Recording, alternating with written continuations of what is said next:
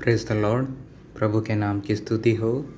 आज हम पढ़ेंगे अय्यूब 34वां अध्याय। फिर एलीहू यूँ कहता गया, हे बुद्धिमानों मेरी बातें सुनो, हे ज्ञानियों मेरी बातों पर कान लगाओ। क्योंकि जैसे जीभ से चखा जाता है वैसे ही वचन कान से परखे जाते हैं।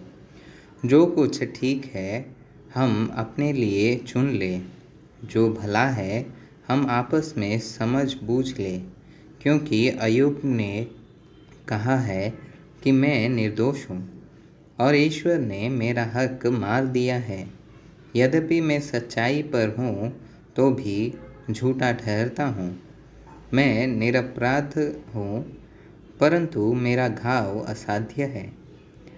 अय्यूब के तुल्य कौन शूरवीर है, जो ईश्वर की निंदा पानी की नाई पीता है, जो अनर्थ करने वालों का साथ देता और दुष्ट मनुष्यों की संगति रखता है।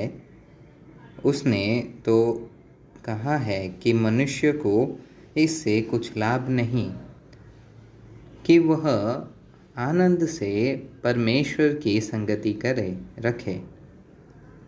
इसलिए हे समझ वालों मेरी सुनो, यह समझ नहीं कि ईश्वर दुष्टता का काम करे और सर्वशक्तिमान बुराई करे। वह मनुष्य की करनी का फल देता है और प्रत्येक को अपनी अपनी चाल का फल भुगताता है। निसंदेह ईश्वर दुष्टता नहीं करता और न सर्वशक्तिमान अन्याय करता है। किसने पृथ्वी को उसके हाथ में सौंप दिया?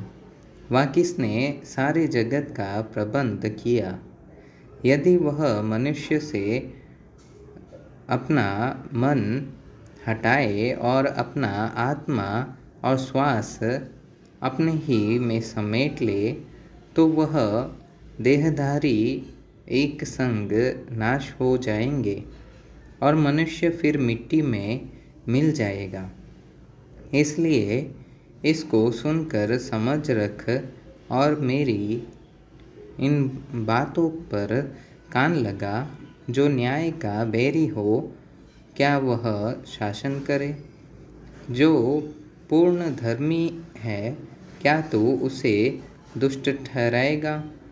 वह राजा से कहता है कि तू नीच है और प्रधानों से कि तुम दुष्ट हो।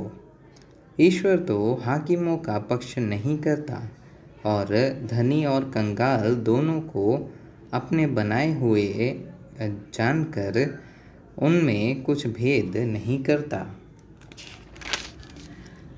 आधी रात को पल भर में वे मर जाते हैं और प्रजा के लोग हिलाए जाते हैं और जाते रहते हैं और प्रतापी लोग बिना हाथ लगाए उठा लिए जाते हैं। क्योंकि ईश्वर की आंखें मनुष्य की चाल चलन पर लगी रहती है और वह उसकी सारी चाल को देखता रहता है। ऐसा अंधियारा व घोर अंधकार कहीं नहीं है जिसमें अनर्थ करने वाले छिप सके। क्योंकि उसने मनुष्य का कुछ समय नहीं ठहराया ताकि वह ईश्वर के सम्मुख अदालत में जाए।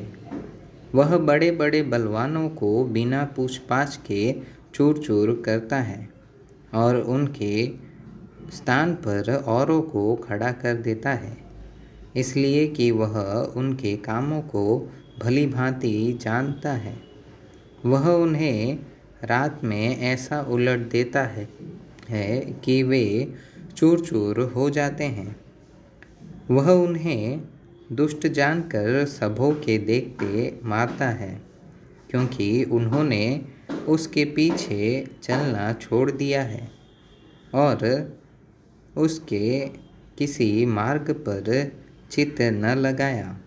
यहाँ तक कि उनके कारण कंगालों की दुहाई उस तक पहुंची और उसने दीन लोगों की दुहाई सुनी। जब वह चैन देता तो उसे कौन दोषी ठहरा सकता है, और जब वह मुंह फेर ले तब कौन उसका दर्शन पा सकता है।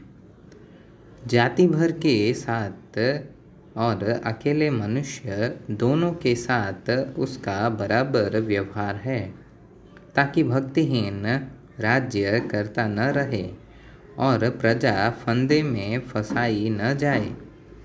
क्या किसी ने कभी ईश्वर से कहा कि मैंने दंड सहा, अब मैं भविष्य में बुराई न करूँगा? जो कुछ मुझे नहीं सूझ पड़ता वह तू मुझे सिखा दे, और यदि मैंने टेढ़ा काम किया हो तो भविष्य में वैसा न करूँगा। क्या वह तेरे ही मन के अनुसार बदला पाए, क्योंकि तू उससे अप्रसन्न है? क्योंकि तुझे निर्णय करना है, न कि मुझे। इस कारण जो कुछ तुझे समझ पड़ता है वह कह दे। सब ज्ञानी पुरुष वरण जितने बुद्धिमान मेरी सुनते हैं वे मुझसे कहेंगे कि अय्यूब ज्ञान की बातें नहीं कहता, और न उसके वचन समझ के साथ होते हैं। भला होता कि अय्यूब अंत तक परीक्षा में रहता, क्योंकि उसने अनर्थियों के से उत्तर दिए हैं, और वह अपने पाप के में विरोध बढ़ाता है और हमारे बीच ताली बजाता है और ईश्वर के विरुद्ध बहुत सी बातें बनाता है।